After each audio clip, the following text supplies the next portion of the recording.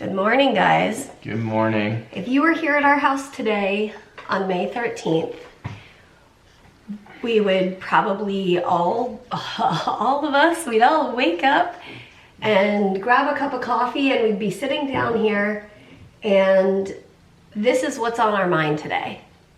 1 year ago, on May 13th, 2019, we were here in Durham for the first time. Yep. So if you guys have been on our journey with us, you would know that when Duke called me, once they got my medical records, we were kind of in shock because we thought they'd just be like, oh yeah, just come in for a little like meet and greet consultation type thing. But when we got the call, they were like, come in for a full multi-organ evaluation, which is a week long. And we were just like in shock about it. That was a few weeks before May 13th. And then May 13th, Monday morning at 7:45, we were to meet in the lobby at Duke Hospital for the start of this evaluation. I remember the surreal feeling when we came to the hospital. I think we processed a lot of this in the videos that we made during that week and in the weeks that followed. But I think now that we're a year later looking back on it, I think I can understand some of the emotions a little more. We knew that Mary wasn't at the place that she needed a transplant. We knew that that was the trajectory of her health. And so we were trying to make the wisest decisions for her health care. We were trying to figure out our future. Yeah. And I think that this was part of, I think it would have been a whole different experience if, say, we were doing it in Boston and there wasn't as much on the line.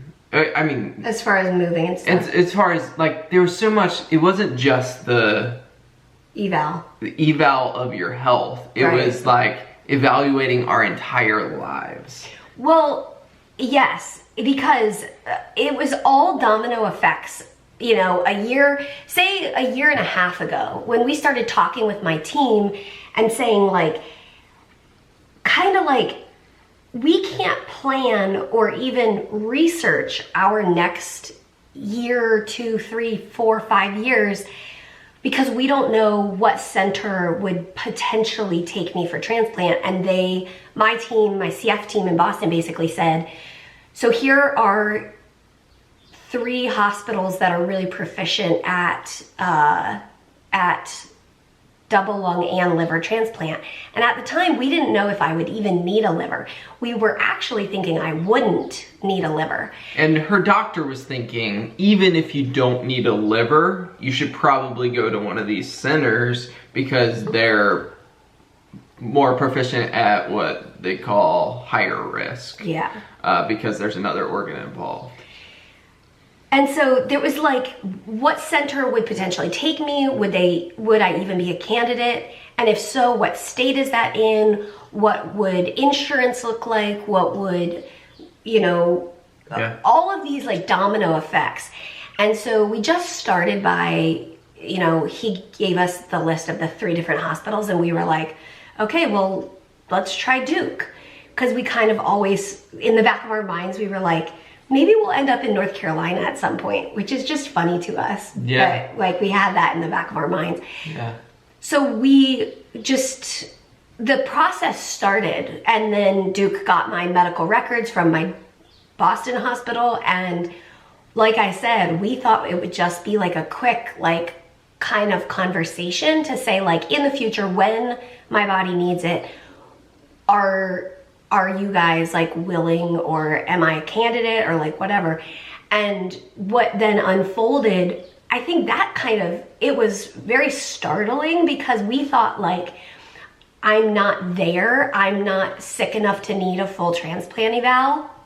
And so when Duke got my information and they were like, okay, how about 2 weeks from now, full transplant evaluation? We were like, oh, I remember just being like, okay. And the transplant coordinator who I talked to, or he wasn't a coordinator, he was like an admin kind of guy. He was amazing, and he was like, "Are you surprised?" And I was like, "Yes. I did not think it was gonna be this, like..." Official. Yeah, and he was like, I said, "How did you guys come to this conclusion that it would be a full evaluation?" And he was like, "The physician, the transplant physician who went over your paperwork and your medical records decided." So ultimately, it all worked out. And we went into the evaluation having this hope that this new medication would come out. And so in every appointment, when we met with the pulmonologist on Monday morning, and when we met with the transplant surgeons and all of this, we would go into the appointment and they'd kind of say, like, you know, "Who are you? Tell me your background." And we'd tell them, and we'd say, "And our hope is that in the next few months, this new Vertex medication will come out and it will be helpful." And they kind of were like, "Yes, that's a really good hope, and we can hope for that, and we can pursue that, and we also kind of need to make sure we've got all our ducks in a row for if that doesn't happen or if it doesn't work out."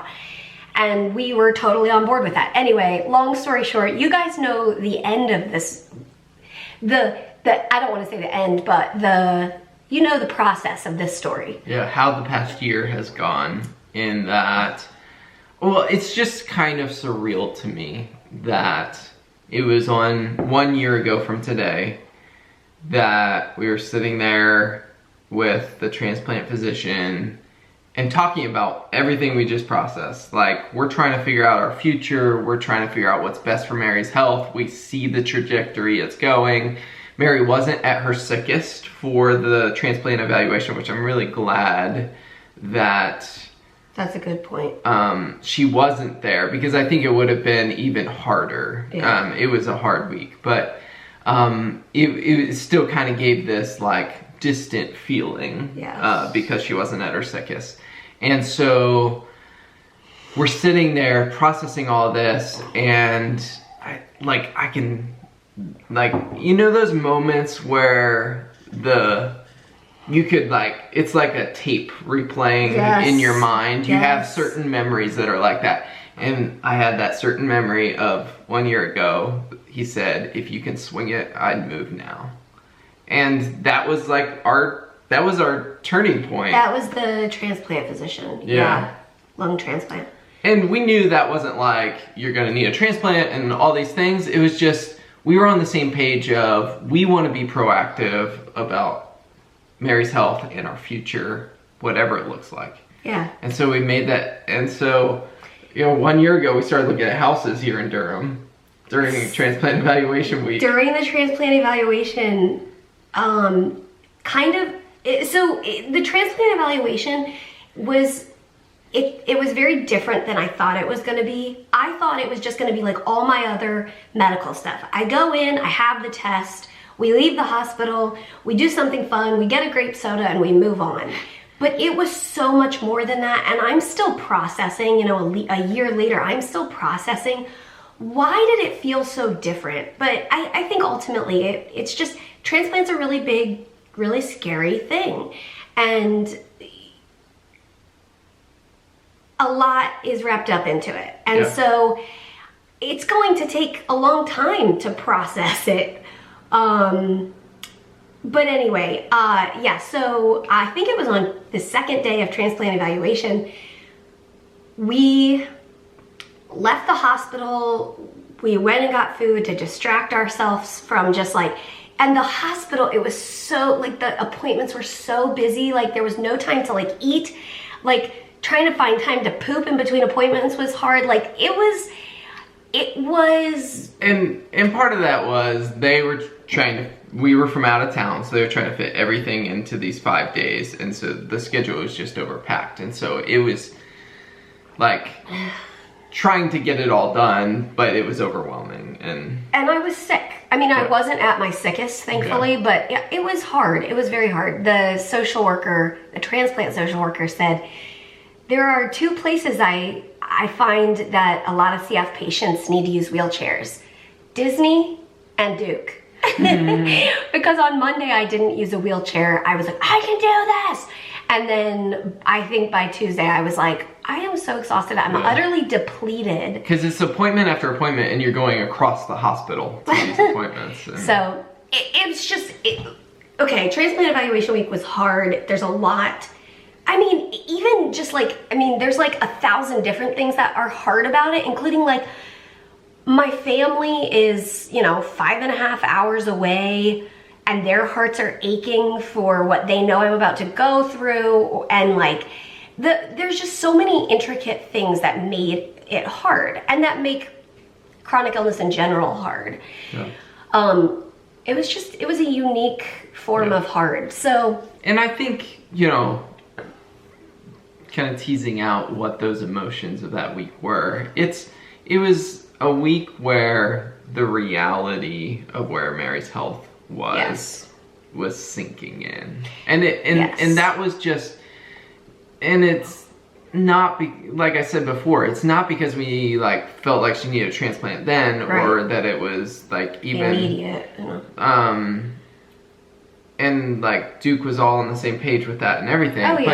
But it's just that sinking in reality of this is potentially in our future and potentially near future. Yes. And that, the emotions of that, I think, was what made that week so hard. And so many unknowns. Yeah. Including I really appreciated the cardiothoracic transplant surgeon saying to us on Thursday, that was when we got the final word, yes, I definitely need a liver. He was like, multivisceral transplants, which is multi-organ, he was like basically saying, I'm not going to say they're easy, and I'm not going to say it's without risk. It is very risky, but his confidence, and this is what we got throughout the whole week, it is a very big deal. It is very risky, but it is also something that they have confidence in, that they've learned throughout the process, like different things that they try to do and make it as best of an outcome as possible. And I think by Thursday when we got that word, oh, you definitely need a liver, when the lung transplant needs to happen, the liver also needs to happen. And it was big news, but it also felt like, okay, we are in the right hands at the right place with the right people, and as much confidence as we can have, we have, because we feel like we're in the right place. Yeah. So all of that to say, that kind of, you know, it's gonna be a messy, like, mental process for maybe our whole lives, who knows, as we think about, I mean, it's just a matter of processing the reality of the trajectory of progressive illness. Yeah. And that just highlighted it. Yeah. Yeah. It was the most, like, you've had 30 years of processing chronic illness. Yes. And that was 1 week of all those emotions just channeled into 1 week. And I think that's what it was a year ago. And it was put under an extreme amount of pressure as far as like physically exhausted. Yeah. Mentally exhausted. Emotionally. Oh my gosh. Exhausted. And I just, of course, you guys remember Wednesday of that week after the rehab, I picked up the camera when I wouldn't usually pick up the camera. And I also want to say to you guys, and I was just messaging with one of you guys yesterday, and you mentioned watching your transplant videos was so helpful for me. That helps me as I process, because it was messy, it was hard, but I'm glad that in some small way these videos could have, that they helped you guys. And Wednesday that week, I picked up the camera. I was a mess, and I was processing. I was feeling all the feelings, but I remember having a really bad headache. I was just at the end of what I could handle. But that's not true, because I then had to wake up the next morning and handle something else. But anyway,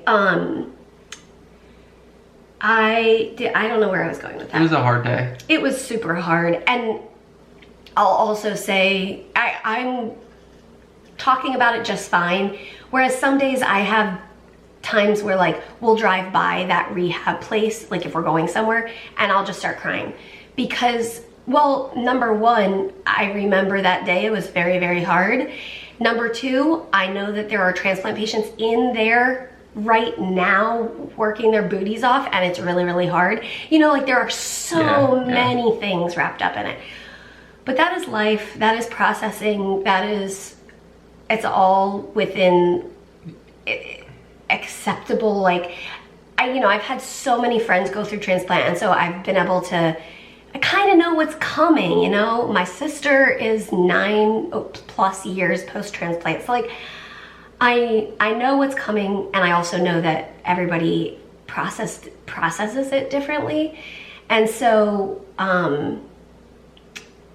yeah, it's just all And this is messy. us just a year later, still processing it. And I don't think we vlogged about this, but probably about a month ago, we had lived here in Durham for 6 months, gone to Duke, and we're like driving by the area in town where we stayed, the Airbnb, where we stayed during transplant week, and like Mary just started getting really emotional, and she's like, why? And like she's literally kind of like, why am I so emotional right now? We've lived here in this town for 6 months, and we realized that it was kind of the first week of the year where the weather was much like that week in May.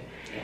And it just brought back a lot of emotions from that week. And so there's still those moments, but we had a moment yesterday where we're driving down the road and we saw a blue jay. And some of you have heard the story of the blue jay that we saw that Wednesday afternoon of transplant week. That really hard day. Yep, and it was right when we got back to the Airbnb. It was in the tree, and Mary loves blue jays and has hardly ever seen one. Yes, and that was when I really started to love blue jays. Because it was just like a moment of beauty amidst the chaos, I think. And so yesterday we were driving and we saw blue jay, and so we stopped and watched it for a few minutes. Ooh. And it was like, wow, this was 1 year ago yesterday that we arrived in Durham. Yeah. And so it was just, I don't know, we've had glimpses and we've had an overwhelming sense of God's care for us in this whole journey. And here we are a year later, and Mary's health's at a completely different spot. Yeah, and it's interesting because walking this balance of like the reality of, okay, this is not a linear thought. This is like a lot of thoughts. Okay. 30-year-old CF patient, you know, multi-drug resistant, pan-resistant bacteria. Like, the reality is my body already had 29 years of decline and scarring and all of this. And then I start Trikafta, and it completely changed our lives. We still moved here. We're still connected with Duke, with Transplant, and then also separately with the CF clinic. And our hope is that this drug will work as it's working, keeping me stable. It's kept me stable for 9 months and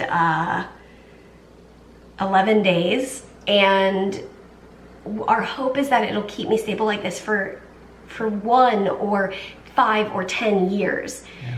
There's, of course, no knowing if that's what's going to happen. So we kind of embrace what today is, which is stable, and I'm so grateful, and we're still in shock, like, how is this possible? Like, so in shock. And we hold that, and over the last 9 months, as I've talked to friends and family, and I say, even if it was even if Trikafta only worked for 1 month or 6 months or 1 year or whatever the number, it has given me like an indescribable gift of rest. Mm-hmm. And like time to like regain my strength, so that if it stopped working today, like I would cry like crazy because that would be really sad, but I could do it, you know? And so we kind of acknowledge that, like, they kind of say, we haven't talked about this in a long time, but they said when you stop Trikafta, as soon as it, or as quickly as it helped you, so a lot of people, it helps them in like 48 hours. As quickly as it helped you, that's how quickly you would decline back to what your pre-Trikafta, you know? AKA your lungs, when you're on it, it's great, and if you have to come off of it, you're gonna go back to what it was, pretty much. And that reality is, if, you know, for 9 months and 11 days, my liver is handling it. We've seen a couple of bumps, like, ooh, is it starting to freak out, but it's okay.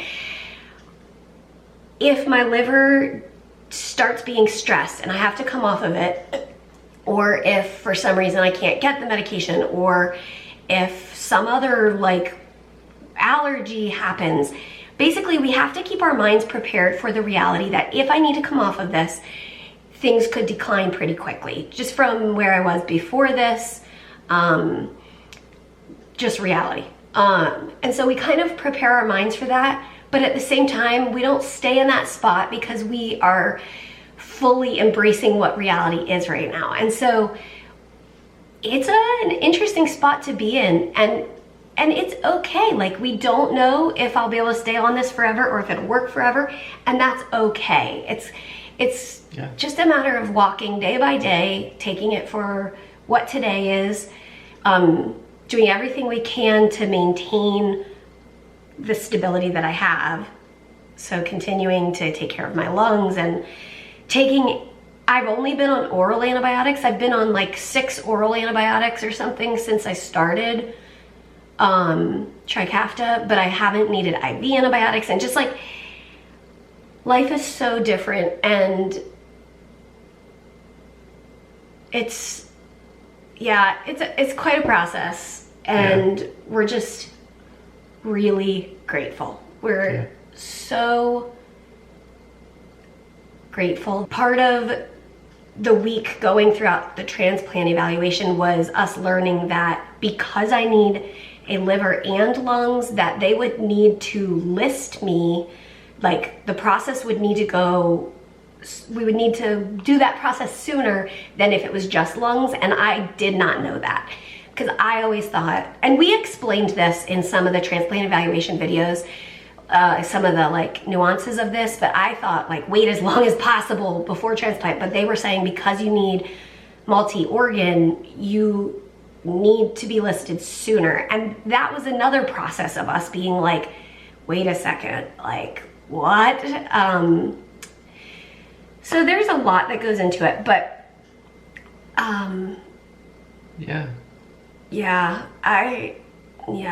it's, life is messy. And I think the reality is, if this medication hadn't come out, it's very likely that I would already be listed. And life would be much different. Yes. And that's okay. That would have been like our journey, and like, we don't know what the next year or 5 years or 10 years it will look like. I will say that we've never thought that far ahead. No. And not that we are now, but I'm grateful that, like Mary said, I think that's the biggest thing, is we've been given this season of rest that we needed, and we're so glad we moved. We're so glad we can enjoy this house and this place. We love North Carolina. We're so glad that we can enjoy it in this season of respite, and we're just kind of soaking that up right now. I think that's what life is right now. A year later, is we're soaking up some rest, and it's sweet, and there's hard days, but but I mean, looking back a year ago, it's like we're so grateful. Yeah, we are. And I think the other part that's so like startling and makes me a little bit speechless and just ultimately grateful is most CF transplant patients, like most CF patients who are inching toward transplant, don't get a respite in between. Yeah. They don't get a rest. Yeah. And we never expected a rest, and we were given a rest, meaning a pause on the decline. In fact, it wasn't just a pause on the decline, it was like an improvement. And and like Mary's not the only one. It's like the CF community is getting this respite. I mean, not as everybody, but I'm just saying, like, it's not just our story. And in fact, hearing from another one of you guys that your story and my story were very similar and are very similar now post Trikafta was like such good news for me. Yeah. Like that encourages me so much to know like I was given this respite and so were you. Like we're just really grateful. It is May, which is Cystic Fibrosis Awareness Month. Cystic fibrosis research is still happening, and the hope is that this last 10% of cystic fibrosis patients, which Trikafta does not work for, that as soon as possible, that the CF research will develop enough to find a medication that will treat those people, you guys, whoever, that 10%. And so if you would like to donate toward that research, the Cystic Fibrosis Foundation is where we donate for that research. So we will leave a link in the description if that's something that you want to do. We'll put a way to donate on this video, and we appreciate one of the things we've said throughout our years of making videos is that we do this together, and the fight against CF isn't solo. It's, you know, Mary and I take it on as a team, and you guys have become part of that team as well, and so we're grateful for you. Thanks guys for celebrating the really, really exciting moments and the hard ones. Thanks for your compassion last year as we put up those videos from Transplant Eval. I was feeling super raw, and you guys were really gracious and encouraging, compassionate, and we just so appreciate it. And thanks for celebrating the last 9 months and 11 days with us of just this amazing rest. So thank you guys, and thanks for watching this long video today. We hope it is an encouragement to you in the midst of whatever life looks like today. And as always, we'll see you tomorrow. Good night. Say good night.